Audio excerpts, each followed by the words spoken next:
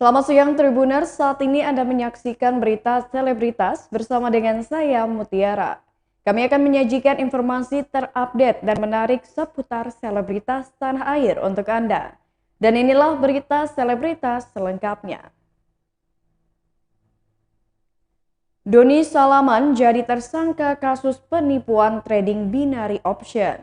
Tersangka kasus penipuan trading binary option bertambah lagi. Afiliator trading tersebut yakni Doni Salaman ditetapkan menjadi tersangka oleh Bareskrim Polri. Doni yang dikenal sebagai Crazy Rich muda di Bandung tersebut menjalani pemeriksaan di Bareskrim Polri sejak pagi pada Selasa 8 Maret 2022 dan pada hari ini Rabu 9 Maret 2022 Bareskrim Polri menetapkannya sebagai tersangka. Pria ini ditetapkan tersangka menyusul Indra Kents, Crazy Rich asal Medan, yang sebelumnya juga sudah menjadi tahanan polisi bersama beberapa bos aplikasi binary option. Doni selama ini menjadi afiliator trading binary option melalui platform Quotex, sementara Indra Kents melalui Binomo. Pada hari ini, Rabu 9 Maret 2022, Bareskrim Polri menetapkannya sebagai tersangka. Doni Salaman diduga melakukan tindak pidana judi online dan atau penyebaran berita bohong melalui elektronik dan atau penipuan, perbuatan curang dan atau tindak pidana pencucian uang. Atas perbuatannya tersebut, Doni Salaman disangkakan telah melanggar pasal 45 ayat 2, JO pasal 27 ayat 2 dan atau 45 ayat 1, JO pasal 28 ayat 1 Undang-Undang Nomor 19 Tahun 2016 tentang perubahan atas Undang-Undang Nomor 11 Tahun 2008 tentang informasi dan transaksi elektronik. Selain itu pasal 3, pasal 5 dan pasal 10 Undang-Undang 8 Tahun 2010 tentang pencegahan dan pemberantasan TPPU dan atau pasal 378 KUHP. Berikut pernyataan dari pihak kepolisian. Update penanganan kasus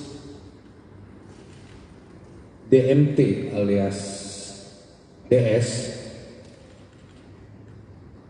Yang pertama kita sampaikan, saudara DS telah memenuhi panggilan sebagai saksi dan hadir menghadap penyidik Direktorat Siber tadi pagi jam 10. Tentunya dilakukan prokes sebelum dilakukan pemeriksaan, dilakukan swab dulu dan hasilnya negatif. Kemudian setelah itu saudara DS diperiksa sebagai saksi mulai jam 10.10 sampai dengan tadi pukul 23.30. Pemeriksaan berlangsung lebih dari 13 jam. Namun dalam masa pemeriksaan tersebut tentu diselingi waktu isoman, istirahat ataupun melakukan kegiatan lain, juga makan. Kemudian setelah dilakukan pemeriksaan sebagai saksi, setelah itu dilakukan gelar perkara. Gelar perkara setelah memperhatikan pemeriksaan para saksi, juga pemeriksaan ahli, ada ahli ITE, ahli bahasa, ahli hukum, dan juga pemeriksaan terhadap saksi korban, maka dilakukan gelar perkara. Gelar perkara menetapkan atau meningkatkan status yang bersangkutan dari saksi menjadi tersangka. Kemudian setelah ditetapkan sebagai tersangka, saudara DS langsung dilakukan penangkapan. Dan setelah dilakukan penangkapan, saat ini masih dilakukan atau masih dalam proses pemeriksaan sebagai tersangka. Berita selanjutnya datang dari Syifa Haju, ungkap alasan setia dampingi Rizky Nazar. Syifa Haju membeberkan alasannya tetap setia mendampingi kekasihnya yakni Rizky Nazar dalam keadaan apapun. Ketika Rizky Nazar tersandung kasus narkoba, kesetiaan Syifa jadi sorotan fans dan warganet. Syifa sempat membuat unggahan untuk menyemangati kekasihnya itu saat pertama dinyatakan sebagai tersangka. Dan ketika sudah boleh beraktivitas, Syifa terlihat senang menyambut kekasihnya itu kembali.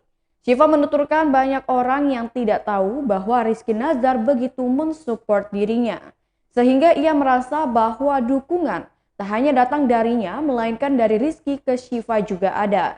Rizky Nazar yang baru saja tersandung kasus narkoba bersyukur memiliki Syifa Haju sebagai kekasihnya. Sebab ia merasa bahwa Syifa sangat pengertian dan begitu memahami dirinya selama ini. Berikut wawancara dengan Syifa Haju dan Rizky Nazar. Pendalaman karakter. Main berdua nih ada kecanggungan gak sih dan gimana tuh sharing-sharing? Satu film yang sama. Syifa mah nggak canggung sih, cuma apa ya? Aku suka canggung sih sejujurnya. Awalnya bener. Iya, kadang-kadang karena aku malu kan kayak acting di depan dia. Biasanya nggak acting, ternyata acting Iya sih, nangis, bener sih. marah kan. Suka, aduh, Bener malu sih, deh itu dilihat agak gitu. agak aneh ya. Agak Iya, awkward soalnya ya. kan mungkin kalau sama lawan Iya, main bener. aku yang lain selain dia tuh, aku mau adegan jadi orang gila juga. Ya udah gitu. Bodo amat. Kalau di depan dia kan kayak, aduh gimana ya gitu. Agak-agak gimana gitu. Kayak lucu aja kayak acting kan biasa sehari-hari juga karena kita udah sering Iya makanya kayak Iya, ngobrol udah tiap kesana. hari ya gini-gini aja terus tiba-tiba main. itu jadi kayak mau lucu Iya, ya, kayak mau ngomongnya baku lagi kan kayak Putra. Kan pengen ketawa gitu kan. Itu sih yang lebih tantangan juga buat aku. Bukannya malah enak tapi malah canggung ya, kenapa? Enak sih, enak pasti syuting sama Rizky karena kan ya udah nggak ada gap lagi lah istilahnya gitu untuk discuss apa-apa juga aku gampang ke dia, cuman nggak canggung sih, lebih kayak ke Lucu ya, nggak biasa awkward nggak gitu. biasa aja gitu. Suka sharing-sharing juga gak sih? Berita selanjutnya, Nafa Urbah ceritakan pengalaman mistis saat syuting film horor. Artis sekaligus penyanyi Nafa Urbah menceritakan pengalaman mistisnya saat proses syuting film horor berjudul Iblis Dalam Kandungan.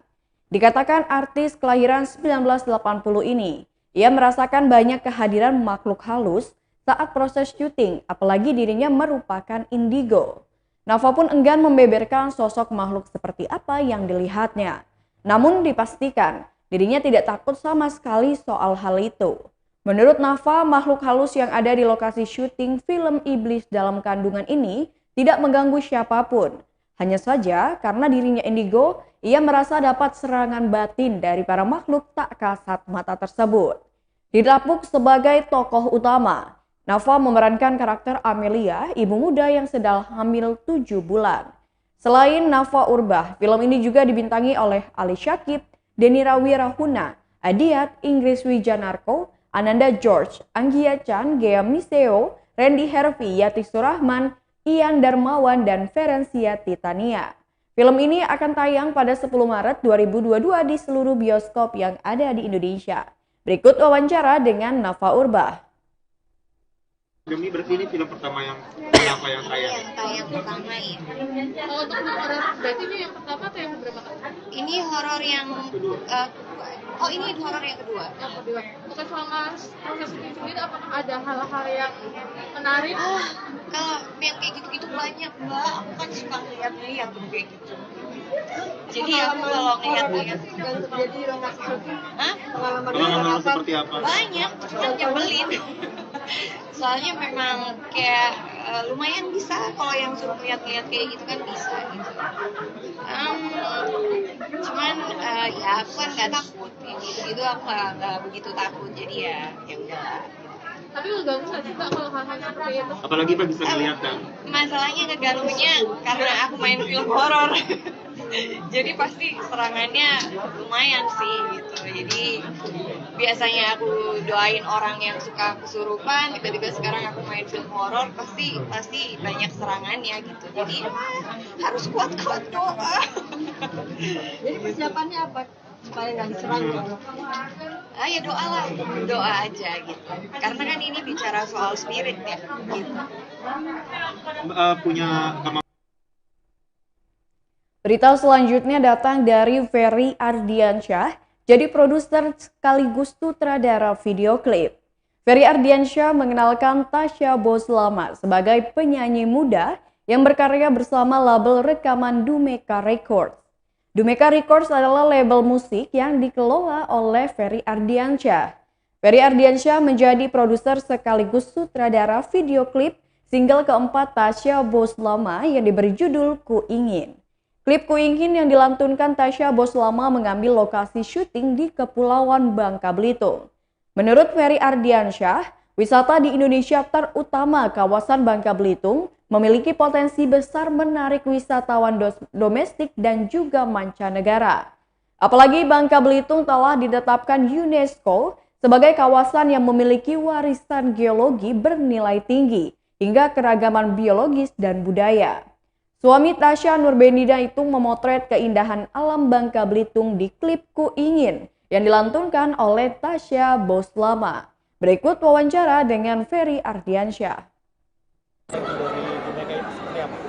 Yang jelas sepanjang perjalanan Dumeka setahun ini juga kita melihat gitu ya, apalagi untuk menghadirkan sosok penyanyi baru perempuan yang istilahnya katalog baru dari kita.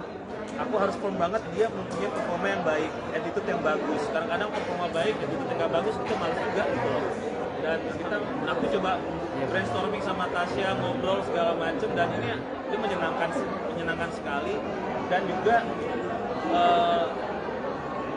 beberapa tahap dia lakukan untuk bisa meyakinkan aku dan tim juga luar biasa. Dan aku senang karakter dia punya karakter yang berbeda, kuat, dan juga energik. Nah ini aku butuh banyak penyanyi perempuan yang energik.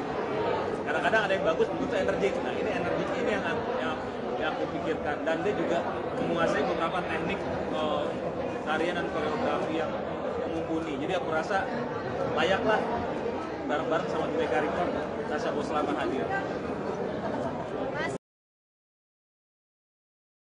Selanjutnya, Tasya Boslama rilis single terbaru.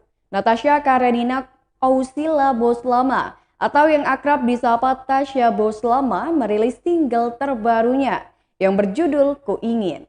Diakui Tasya, singlenya itu menjadi tantangan baru karena kali pertama membawakan electronic dance music atau EDM. Selain ini dirinya lebih sering membawakan lagu dengan musik dan genre Latin. Tasya menceritakan bahwa single Ku Ingin ini menceritakan tentang sepasang kekasih yang sedang jatuh cinta dalam kisah cintanya mereka. Single milik Tasya dirilis bertepatan dengan Women's International Day tanggal 8 Maret 2022 dan juga memperingati ulang tahun pertama dari Dumeka Records, label yang menaunginya. Dalam video klip Ku Ingin, Tasya menjalani syuting di Kepulauan Bangka Belitung yang terkenal dengan keindahan alamnya. Berikut wawancara dengan Tasya Boslama. Pertanyaannya nggak ini, karena kan kalau secara bisnis baca jadi aku mau selama bisa ekspor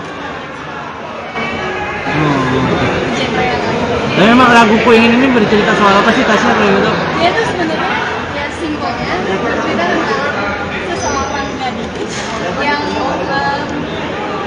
dia menyukai sosok playboy yang dimana kan biasanya playboy itu kayak suka main keluar kayak gitu kan, tapi di sini tuh dia kayak berharap perasaan cowok ini tuh mengganggu dan membalas perasaan. Bukan kamu sendiri, bukan Mas Krisna.